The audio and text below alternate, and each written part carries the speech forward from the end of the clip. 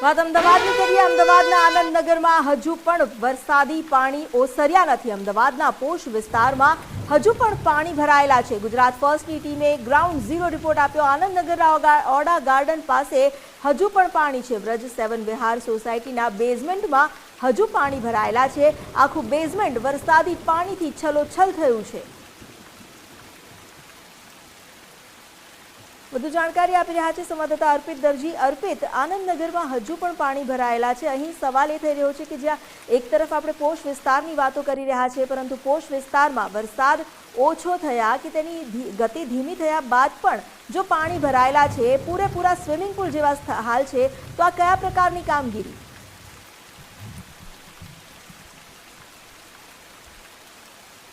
આ આનંદનગર વિસ્તાર છે અને જે પાછા તળાવમાં આવેલું છે ઓરડા તળાવ, એની બરાબર પાછળના ભાગમાં આ વ્રજ વિહાર 7 આવેલું છે. 3 વર્ષ પહેલાં જે પરિસ્થિતિનું નિર્માણ થયું હતું એ જ પરિસ્થિતિ ફરી એકવાર સર્જાયેલી જોવા મળી રહી છે. સોસાયટીના બેઝમેન્ટમાં પાણી ઘૂસી ગયા છે. રસ્તા પર પુષ્કળ પ્રમાણમાં પાણી હતા. એ પાણી અહીંયા બેઝમેન્ટમાં ઘૂસ્યા અને સોસાયટી દ્વારા એવી વ્યવસ્થા કરવામાં આવી છે અને મોટર મૂકી આ પાણીનો નિકાલ બહાર લાવવામાં આવી રહ્યો છે. બેઝમેન્ટમાં જે પાણી ભરાયું હતું એ પાણી બહાર લાવવામાં આવી રહ્યું છે. 48 કલાક જેટલો સમય થઈ ગયો.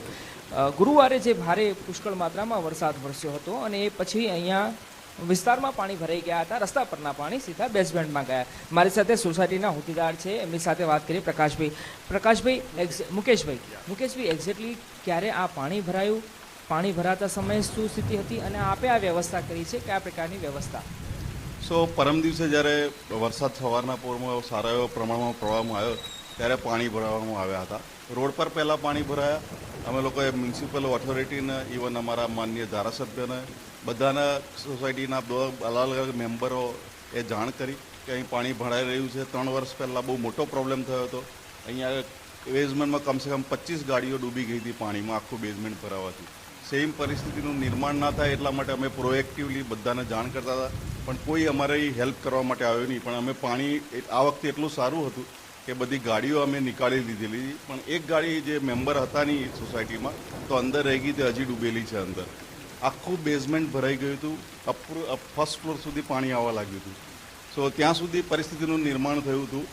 બધાને બહુ જ રિક્વેસ્ટ કરવા છતાં બી કોઈ જ અહીં ફરક્યું નહોતું અને બહુ જ ખરાબ પરિસ્થિતિનું થયું. હવે અમે લોકો ફરીથી કાલે મ્યુનિસિપાલિટીને રિક્વેસ્ટ કરવા લાગ્યા કે પાણી ભરેલું છે, રોગચાળો ના ફેલાય, એટલા માટે તમે અમને મદદ કરો. પણ કોઈ તંત્ર તરફથી કોઈ મદદ કરવામાં આવી નથી.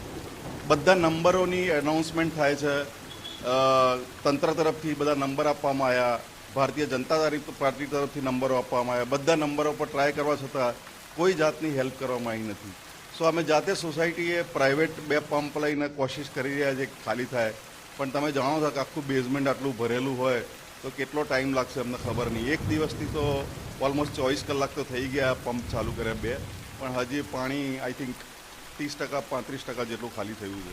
24 કલાક થઈ ગયા પંપ મૂકે? 2 પંપ અમે પ્રાઇવેટ પંપ લાઈન ચાલુ કરેલું છે, કારણ કે આખું બેઝમેન્ટ ભરાયેલું છે દરજી સાહેબ. તો સમજો એટલે એ ક્યારે ખાલી થશે ખબર નહીં, અને એ દરમિયાન કેટલો રોગચાળો ફેલાશે અમને બી ખબર નથી. 3 વર્ષ પહેલા આ બેઝમેન્ટમાં પાણી ભરાયા હતા, એ સમય કેટલો થયો તો ખાલી કરતા? અને તમે અગાઉ હમણાં રિપીટ કર્યું કે હજુ પણ ખ્યાલ છે નહીં, તો આ કેટલો ખર્ચો કેટલો આવ્યો સોસાયટી માટે? ખર્ચાની તો ગણતરી અમે કરી નથી એકચ્યુઅલી, કારણ કે સોસાયટીનું હિત અને જે બેઝમેન્ટ ફાઉન્ડેશન નબળો ના થઈ જાય અને ફ્લેટના નુકસાન ના થાય એ અમારા માટે અગત્યનું છે. એટલે ખર્ચાની ગણતરી કરી નથી અત્યારે કેટલું થશે, પણ તમારા માટે મોટો નફો. સૌથી અમારી બધા મેમ્બરોની સેફટી એ અગત્યની વસ્તુ છે. કારણ કે તમે જો આ બીજા માળે એક નાની બાળકી રહે છે 5 વર્ષની, એના કંઈ આ તકલીફ ના થાય, અને બધા મતલબ મેમ્બરો ચિંતાતુર છે કે બધા એલ્ડરલી છે મેમ્બર, કોઈ બચ્ચાઓ છે, એમને શું ના થાય એના. કારણ કે લાસ્ટ 3 વર્ષ પહેલાં મેં જોયું હતું, અઠવાડિયું લાગ્યું હતું બધું ગંદકી નીકળે, કારણ કે આ તો હજી પાણી છે, એના નીચે કાદવ કેટલો હશે એ તો ખબર જ નથી. એટલે અમારા માણસો લઈને ખાલી કરે, પણ એ બધું તો થઈ જશે દરજી સાહેબ, પણ સૌથી અગત્યની છે હેલ્થ. અને બીજી વસ્તુ, મ્યુનિસિપાલિટી એવરી યર ટેક્સ વધારે છે. We are paying tax, horrible tax, every year increasing. Ahmedabad municipal tax આપણે વાંચીએ તે 8,000 કરોડ કે કેટલાનું બજેટ હતું આનું ટાઉન પ્લાનિંગનું. એ બજેટ શેનામાં યુઝ થાય છે એ ખબર નથી પડતી. એક વરસાદ પડ્યો, આપણી બધી કોમનવેલ્થ ગેમ્સ બનાવવાની છે અમદાવાદમાં, આઈ ડોન્ટ નો મતલબ કઈ કોમનવેલ્થ ગેર આવી પરિસ્થિતિમાં ખબર નથી પડતી.